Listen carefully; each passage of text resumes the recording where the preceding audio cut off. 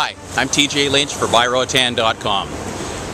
Rich in a history of folklore mixed with fantasy, Roatan has always been on the radar screens for treasure hunters, and thanks to movies like Pirates of the Caribbean, we're on the map. According to Old English records, at one point in the 1600s and late 1500s on Roatan, there was up to 3,000 to 5,000 pirates that inhabited this island. Roatan has a plethora of sunken ships and pirate vessels around the island. Many of these ships contained cannons and cannonballs, as well as a lot of treasure. One only has to walk the hills and sometimes the beaches of Roatan to find all sorts of little things like pottery shards and clay utensils and dishes, as well as cannonballs and bottles and jars and things like that. Here's a bottle I found a couple of years back on one of our properties. It was about 500 feet from the sea, and it looks to be like an old rum bottle, an old wine bottle of some sorts. It's probably close to 300 to 400 years old. I found this one here too a couple of years back, actually on the beach.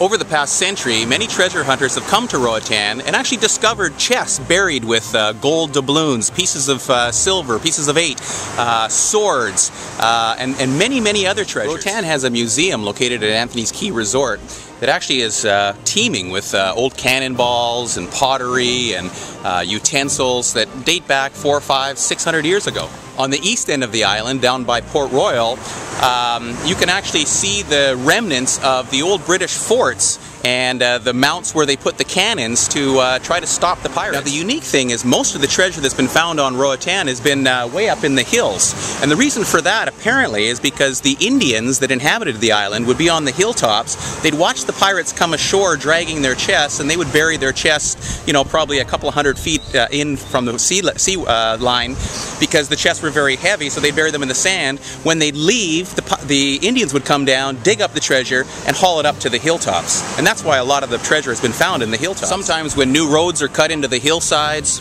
millions of pieces of pottery shards are found, plates, dishes, things like that. For years I've seen beachcombers scouring the beaches with metal detectors, looking for their piece of the treasure. Who knows? You just may find your treasure here.